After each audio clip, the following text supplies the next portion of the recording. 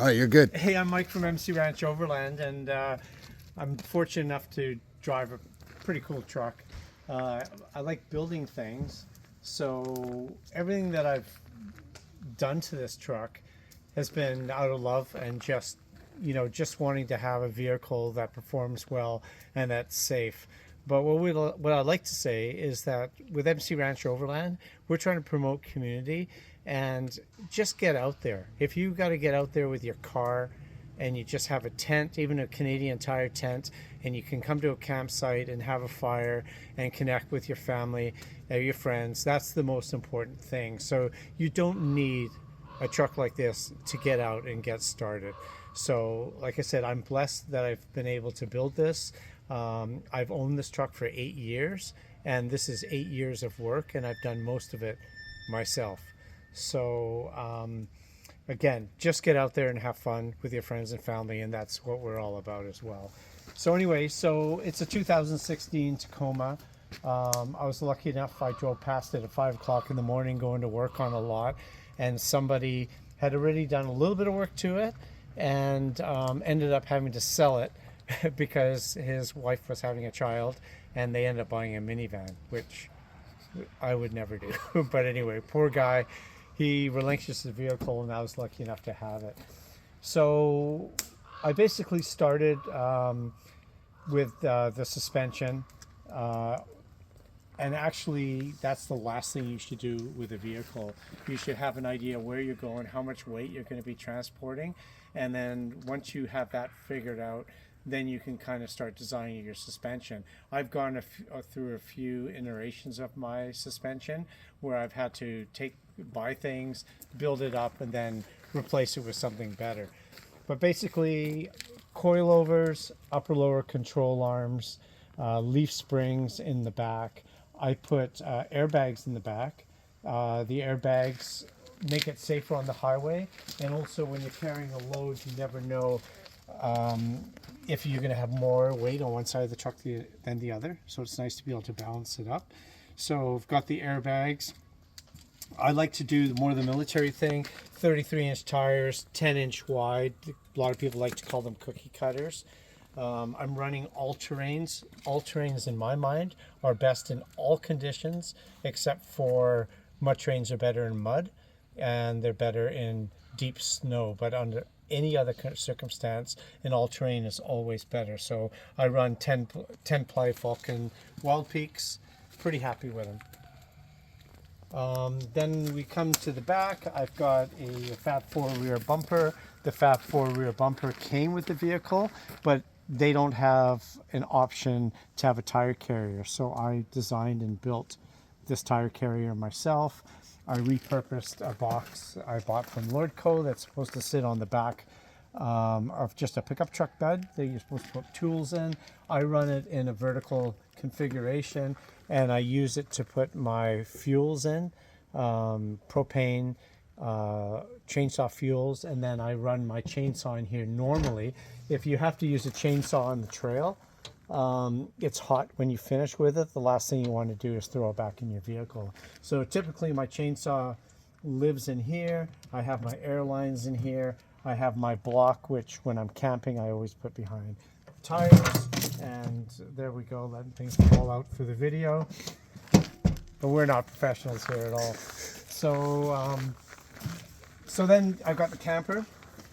The camper's made by Alicab in South Africa, and they really make a pretty amazing product. And like I said, we're just going to make this a low-level review of the truck. We're going to go through piece by piece and really dissect it as we go on with other videos. But basically, it's a beautifully designed camper. You can build onto it. You can make it your own, whatever you can afford, whatever you like. There's lots of people that that design systems that you can install in this truck. Again, I've done everything myself here. So, basically just on low level, I've got a solar charger. I've got a refrigerator, which most people like to have, but you could just as well have a cooler here.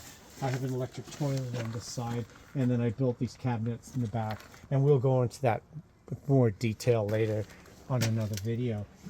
This pops up so incredibly easy, just a matter of letting the hydraulic shocks push it up. There's a vestibule on this end, and then if I pop up here, then I'm going to let my friend Leland crawl in there, and you can actually stand right in here and you can show them the bed and how big that is up top.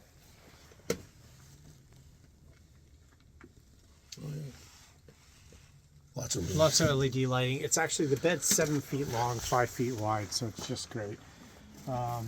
Here I have some extra fuel. I put it on the side of the vehicle where the exhaust is not on. So if I were to have a catastrophic failure with this, it couldn't leak onto the exhaust and cause a fire. And then the other thing, having it on this side of the truck, I've got a little siphon hose that I can put in here. My gas tank is right here. It takes about 30 seconds, and the 5 gallons is in the truck there. Here I've got my roof rack, which I've through bolted. I'm not using the plus nuts. I want to make sure it never go anywhere. I have 2 boxes up there. One of them is only winching and recovery. My dynamic stuff that you use quickly when you just get stuck shortly, like immediately, and you're not really doing a full winching operation, I keep the dynamic straps just in the back with my chainsaw, but all my serious winching stuff is here. And then this one, I have all my automotive fluids and things like that that are just up and out of the way. And then under the hood, we can do a quick pop in there and have a look. I like to keep the engine stock. So other than a high quality air cleaner in here, I have an ARB compressor here for when I air down. My truck is EMP protected. So, you know, a lot of people, they build these vehicles thinking it's a bug out vehicle, which is fine and dandy. But another thing, when people talk about bug out vehicles, when the power goes out, you can't even get fuel at a gas station, right? So, you know, you have to take that into consideration. But at least my vehicle will start, and then I have a marine grade charger that lives in here, and anytime it's at home, you know, I plug it in. And then all the lights, high intensity discharge, low beams, LED fog lights, LED high beams, and then my Baja Designs amber lights for foggy conditions. Obviously you can't run them on the road. And then I've got the one up top here. I think it's about 60,000 lumens of light. So if I turn everything on, it's reasonably impressive. Yeah, just reasonably. This one up top actually shines about 2 kilometers. So it's pretty nice. I like to use the orange or the yellow. There's a lot more contrast. So when you're in snowy situations or dusty situations, you know, in the summertime on logging roads, it kind of creates all that contrast instead of just the bright lights. And then the ditch lights are really nice because if there's game on the side of the roads or stuff like that, it really gives you a wide aspect. But so that's the lighting. I run 2 radios in here. I won't go over them today in detail, but I've got one HF ham radio here, which basically anywhere in the world I can have comms. And then here is a UHF VHF down at the bottom.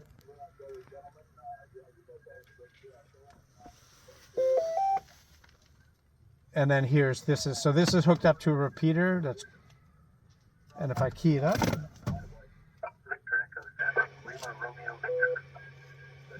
you can hear it hit the repeater. Here. Good afternoon to you and everybody else on that. No traffic from here, let me see if I can check in on the net here.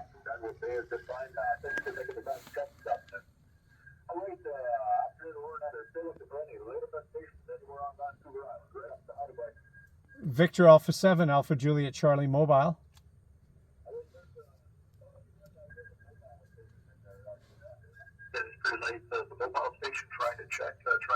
Victor Alpha 7, Alpha Juliet Charlie Mobile. Victor Echo 7 Alpha Juliet Charlie, is that a correct, Roger? Negative, Victor Alpha 7, Alpha Juliet Charlie Mobile. Yeah, we've got CW right on top of you here. I'll try again.